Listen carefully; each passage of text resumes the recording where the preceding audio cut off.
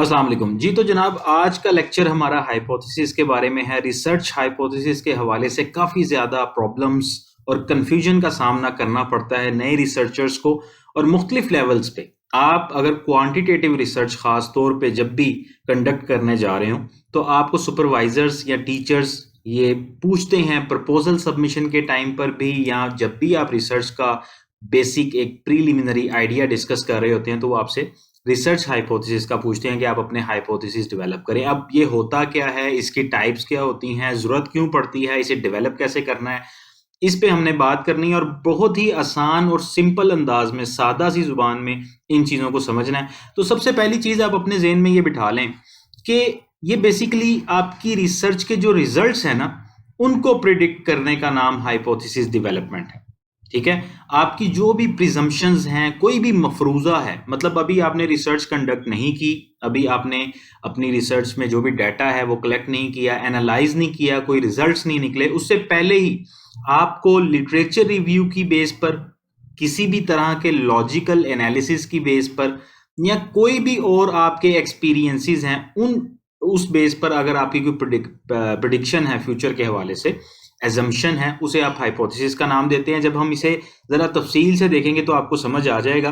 फिलहाल मैं आपको ये यहाँ पे कहना चाहूँगा, आपने वो देखी है ना, अक्सर वो जादूगरों के पास एक ग्लोब होता है, आपने मूवीज़ में, ड्रामों में देखा होगा, उसमें वो फ्यूचर को भी देख लेते हैं और दुनिया की मुख्तलिफ वो चीज़ें जो उनके सामने नहीं होती उनका हाल बता देते हैं। तो रिसर्चर्स के लिए हाइपोथेसिस एक ऐसा ही टूल है। ये बेसिकली एक एजुकेटेड गेस है, ऐसे ही आप बात कोई नहीं कर देते, किसी ना किसी ऑब्जर्वेशन की बेस पर, एक्सपीरियंस की बेस पर। और फिर सबसे बढ़कर जैसे हम लिटरेचर रिव्यू करते हैं, तो लिटरेचर रिव्यू की हमने डेफिनेशन में देखा था कि ये आपको बेसिकली री इन्वेंशन ऑफ व्हील से बचाता है। मतलब आप एक ही चीज़ को दोबारा दोबारा रिसर्च करते रहें, नहीं, आप लिटरेचर रिव्यू करते हैं, उस बेस पर आपको कुछ आइडिया हो जाता है कि मेरी रिसर्च के जो वेरिएबल्स हैं उनके दरमियान में किस तरह का रिलेशनशिप एग्जिस्ट कर सकता है। उस बेस पर आप हाइपोथेसिस डेवलप करते हैं कि आपकी रिसर्च के रिजल्ट्स जो हैं, पॉसिबल रिजल्ट्स, वो क्या हो सकते हैं। मिसाल के तौर पर सिंपल सी उसकी एग्जांपल ये है कि अगर if I water plants daily, they will grow faster. ठीक है, ये एक रिलेशनशिप है दो वेरिएबल्स के दरमियान में, वाटरिंग प्लांट्स और ग्रोइंग फास्टर। उनकी ग्रोथ, और आप पौधों को पानी लगाते हैं तो उनके दरमियान में एक रिलेशनशिप को इस हाइपोथेसिस में प्रोजेक्ट किया जा रहा है। अब इसकी टाइप्स होती हैं मुख्तलिफ, उन टाइप्स को समझना ज़रूरी है रिसर्च में अगर आपने हाइपोथेसिस डेवलप करने हैं। सिंपल टाइप्स तो इसकी हैं कि हाइपोथेसिस दो तरह के होते हैं। एक डिस्क्रिप्टिव हाइपोथेसिस हो सकता है, normally qualitative research, systematic reviews में आप इसको देखेंगे, लिटरेचर रिव्यू बेस्ड जो रिसर्चेज होती हैं उनमें आप देखेंगे। और एक रिलेशनल होता है जो ज़्यादातर क्वांटिटेटिव रिसर्च स्टडीज़ में आपको दिखाई देगा। अब डिस्क्रिप्टिव की जब हम एग्जांपल्स देखेंगे आपको समझ आ जाएगी। आगे ज़रा रिलेशनल को थोड़ा सा देख लेते हैं कि इसमें किस टाइप के मज़ीद हाइपोथेसिस हो सकते हैं। तो इसमें एक होता है कोरिलेशन, दूसरा होता है कॉयल। अब ये जो आप जब दो वेरिएबल्स के दरमियान रिलेशनशिप की बात कर रहे होते हैं ना, कि सिर्फ उनकी एग्जिस्टेंस को आपने देखना है कि एक वेरिएबल और दूसरा वेरिएबल ए और बी, इनके दरमियान में कोई रिलेशनशिप है या नहीं है, दैट्स इट, इतनी सी बात। उसकी डायरेक्शन क्या है, उसकी नेचर क्या है, नौइयत क्या है, वो एक साइड पर, सिर्फ उनको अभी फिलहाल आपने देखना है कि ए और बी के दरमियान कोई रिलेशनशिप है या नहीं है, तो वो कोरिलेशन होगा। और जो कॉजुअल आपका हाइपोथेसिस होगा, वो उन दोनों के दरमियान में डायरेक्शन को भी देख रहा होगा कि एक वेरिएबल के और दूसरे वेरिएबल के दरमियान रिलेशनशिप तो है, ठीक है, क्या नेगेटिव है, पॉजिटिव है, क्या वो रिलेशनशिप इस तरह का है कि एक वेरिएबल को बढ़ाने से दूसरा घट रहा है या दूसरे को बढ़ाने से पहला घट रहा है। तो ये चीज़ जब आप डिफाइन करें अपने हाइपोथेसिस में, तो इसको आप कॉजुअल हाइपोथेसिस कहते हैं।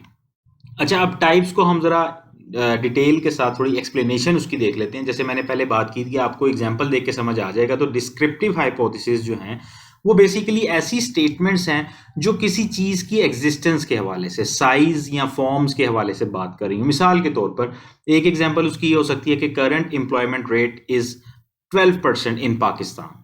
ठीक है, अब ये सिंपल सी एक स्टेटमेंट है, आप देखें इसमें आपको कोई इस तरह का वेरिएबल नज़र नहीं आ रहा जिसके दरमियान आप रिलेशनशिप देख रहे हैं। ये एक फैक्ट है, फैक्ट हो सकता है, या ये एक एजम्पशन है, इसको आपने टेस्ट करना है। अब इसको टेस्ट कैसे करना है वो बाकी बात की बातें हैं। फिलहाल एक स्टेटमेंट आपके सामने आ गई, आप रिसर्च कंडक्ट करेंगे और देखेंगे कि ये ट्रू है या ये फॉल्स है।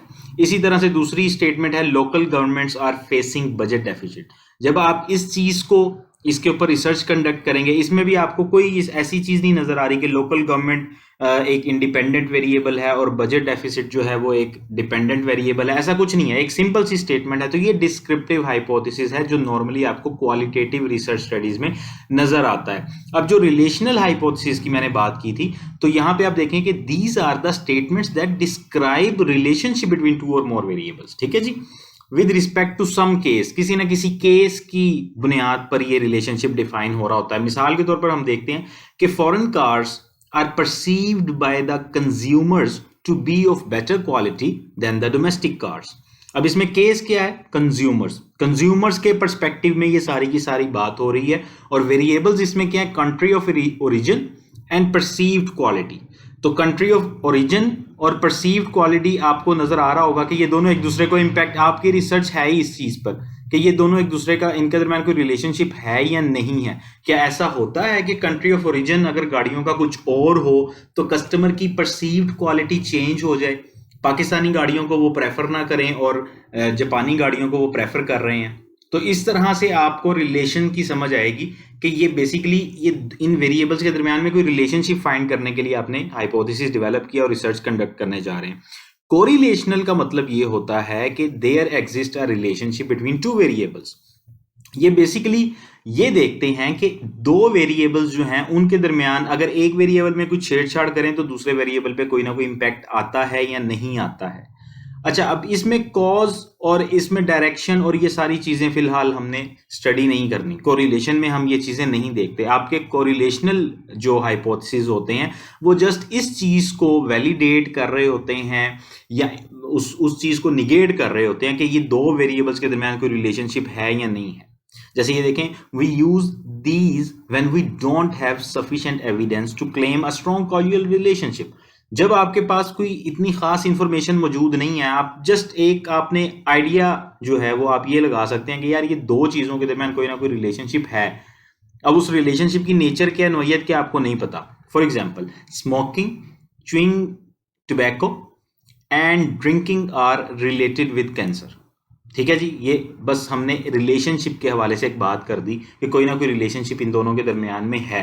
लेकिन अगर आप एक्सप्लेनेटरी हाइपोथेसिस या कॉजुअल जिसे हम नाम दे रहे हैं उसको देखें तो इस हाइपोथेसिस में एक इम्प्लीकेशन ये भी होती है कि एक वेरिएबल में किसी किस्म के चेंज आने से दूसरे वेरिएबल में कोई दूसरा चेंज आ रहा है। एक को घटाने से दूसरा बढ़ रहा है, एक को बढ़ाने से दूसरा घट रहा है। जब ये चीज आप डिफाइन करने के काबिल हो जाते हैं तो ये रिलेशनशिप आपका, ये हाइपोथेसिस जो है इसको आप कॉजुअल हाइपोथेसिस का नाम देते हैं। मिसाल के तौर पर, an increase in advertising leads to sales increase.